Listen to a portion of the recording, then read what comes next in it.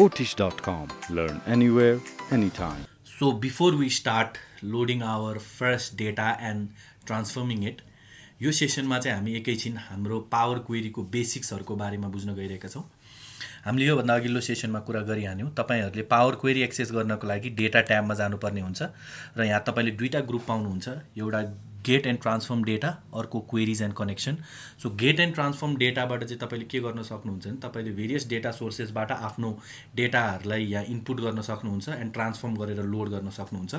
भने queries and कनेक्सनमा चाहिँ तपाईले लोड गरेर आइसकेको तपाईको आउटपुटमा सर्टेन क्वेरीजहरुमा चाहिँ तपाईलाई चेन्जेसहरु गर्नु पर्यो भने या रिफ्रेशहरु गर्नु पर्यो भने यहाँबाट तपाईले युज गर्न सक्नुहुन्छ।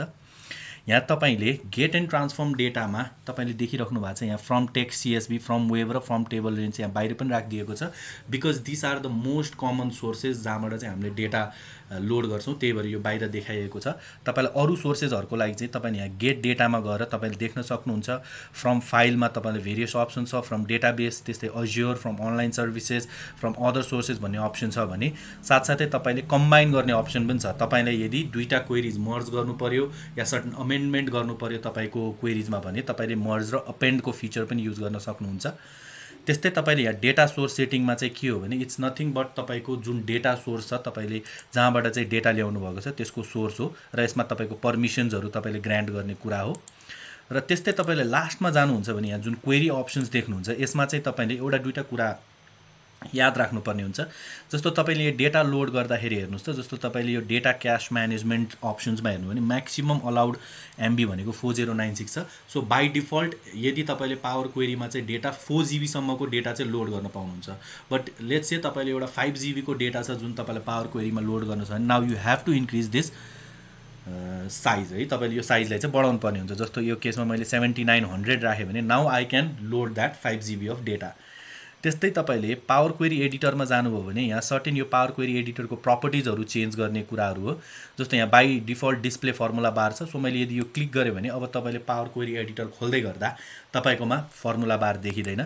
त्यस्तै यहाँ अरु अप्सन्सहरु पनि छ। यसमा मैले अर्को एउटा कुरा गर्न खोजेको यो रिजनल सेटिङ्स हो जसमा यहाँ by default English United States हुन्छ। यसमा तपाईले अरु लोकल चेन्जेसहरु पनि गर्न सक्नुहुन्छ र यस्तै तपाईले अरु डेटामा नि हेर्न सक्नुहुन्छ। यसमा भेरियस अप्सन्सहरु छ र बाइ डिफल्ट चाहिँ तपाईले एउटा दुईटा कुराहरु चाहिँ याद राख्नुपर्ने भएको भएर मैले कुरा गरे।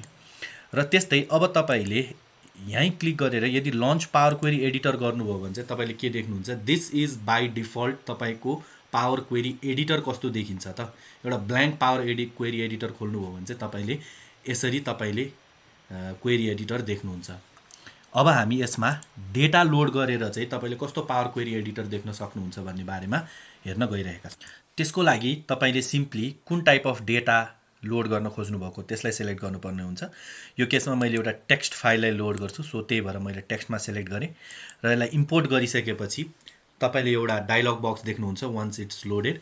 यहाँ तपाईले देख्नुहुन्छ यो कुन ठाउँबाट यो ओरिजिन भएको हो र त्यस्तै डेलिमिटर भनेको ट्याब युज गरेको छ बाइ डिफल्ट। दैट मिन्स कि मेरो टेक्स्ट फाइललाई चाहिँ जहाँ ट्याब देखेको छ त्यो अनुसार चाहिँ डेलिमिट गरेर चाहिँ उसले टेबलमा कन्भर्ट गरेको छ। र यो डेटा टाइप डिटेक्सन जुन देख्नु भएको छ बेस्ड अन फर्स्ट 200 रोज तपाईको डेटा सेटमा 1 लाख 2 लाख रोज हुन सक्छ। तर बाइ डिफल्ट यो पावर क्वेरी को लोड अप्सनमा चाहिँ के देखायो भने 200 वटा रो मैले चेक गर्दाखेरि चाहिँ मैले यसरी चाहिँ डाटा ट्रान्सफर गर्नुपर्ने जस्तो लाग्यो। सो यसलाई चाहिँ मैले सिम्पली चेक गर्न पनि सक्छु आफैले। यो चेक गर्दाखेरि मलाई ठीक लाग्यो भने now I have another option. मैले यहाँ लोडमा यहाँ तपाईले क्लिक गर्नुभयो भने यहाँ तपाईसँग दुईटा अप्सन हुन्छ, लोड र लोड टु। तपाईले लोडमा क्लिक गर्नुभयो भने बाइ डिफल्ट तपाईको एक्सेल वर्कशीटमा लोड हुन्छ भने लोड टुमा क्लिक गर्नुभयो भने तपाईले पावर क्वेरी तपाईको पिभट चार्ट, पिभट टेबलमा चाहिँ लोड गर्न सक्नुहुन्छ।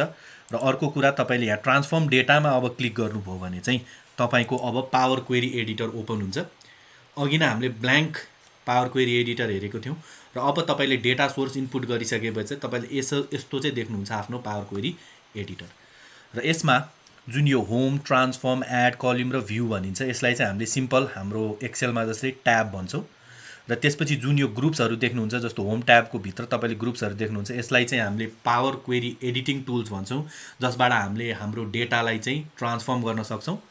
त्यस्तै यता देखिराख्नु भएको छ तपाईले यो प्रपर्टिजको नेम, यसलाई चाहिँ नेम प्रपर्टिज भनिन्छ, जसमा तपाईले नेम हाल्नुपर्ने हुन्छ र योमा चाहिँ तपाईले स्पेसिफिक ध्यान दिनुपर्छ ताकि तपाईको नाम एकदमै ठुलो नहोस्, किनभने if you use it in various relationship तपाईले भोलि त्यसको नामको आधारमा तपाईले रिलेसनशिप बिल्ड गर्नुपर्ने हुन्छ। यहाँ तपाईले फर्मुला युज गरिराख्नु भएको छ भने once you define that name पछि फेरि आएर चेन्ज गर्ने बेलामा एकदमै धेरै झन्झट हुन्छ। सो सुरुमै तपाईले डेटा लोड गरिसकेपछि नेमलाई चाहिँ सकभर सजिलो, जहाँबाट चाहिँ तपाईलाई पछि एक्सट्र्याक्ट गर्न पनि सजिलो होस् त्यो नाम दिनु होला। र त्यस्तै यो टेबललाई चाहिँ हामीले के भन्छौँ, हाम्रो डेटा प्रिभ्यू टेबल भन्छौँ, जसमा चाहिँ हाम्रो डेटाको प्रिभ्यू देखिन्छ। जस्तो तपाईले यसलाई तल लाँदै गर्नु भने तपाईको more and more data load हुँदै गर्छ, तर यो चाहिँ बाई डिफल्ट यो प्रिभ्यू पेन हो, जहाँ चाहिँ तपाईले भेरियस चेन्जेसहरू गर्नुभयो भने चाहिँ तपाईले यहाँ देख्न सक्नुहुन्छ। र त्यस्तै यहाँ एप्लाइड स्टेप्स छ। यो applied steps is a very good technique, जसमा चाहिँ तपाईले के गर्न सक्नुहुन्छ भने यहाँ तपाईले भेरियस यो टेबलमा यो डेटामा तपाईले जति जति चेन्जेसहरू गर्नुहुन्छ, जति ट्रान्सफर्म गर्दै जानुहुन्छ, यहाँ अटोमेटिकली लोड हुँदै जान्छ। जस्तो मैले यहाँ एउटा इक्जाम्पलको लागि यहाँ नेममा सेलेक्ट गरेँ, यहाँ ट्रान्सफर्ममा गएर फर्मेटमा गएर मैले लोवर केस गरेँ भने यहाँ हेर्नुहोस् त लोवर केस टेक्स्ट भनेर आयो। सो अब तपाईलाई के गर्नु पर्यो भने ओहो मैले मिस्टेक गरेको छु, मलाई लोवर केस टेक्स्ट होइन, मलाई बाई डिफल्ट चाहिन्थ्यो भने तपाईले एक्सेलमा कन्ट्रोल जी गर्न सक्नुहुन्थ्यो फर अन्डु, तर यहाँ चाहिँ तपाईले त्यो गर्नु पर्दैन। दिस जुन यो एक्स बटन छ तपाईले यसलाई क्लिक गर्नुभयो भने चाहिँ this operates as undo for that, र यसले चाहिँ तपाईको each and every step record गर्दै जान्छ। र तपाईलाई कुनै स्टेपमा तपाईले जानु पर्यो भने तपाईले जस्तो यहाँ मैले प्रमोटेड हेडर्स भनेपछि देख्नुभयो, तपाईको हेडर्समा गयो, चेन्ज टाइप भनिसकेपछि उसले टाइप चेन्ज गरेकोमा आयो। सो यो चाहिँ तपाईको बेसिक पावर क्वेरीको टुल्सहरूको बारेमा हामीले कुरा गऱ्यौँ। अबको सेसनमा हामी तपाईले कसरी डेटा लोड गर्न सक्नुहुन्छ र भेरियस ट्रान्सफर्मेसन टेक्निक्सहरू कसरी युज गर्न सक्नुहुन्छ भन्ने बारेमा हामी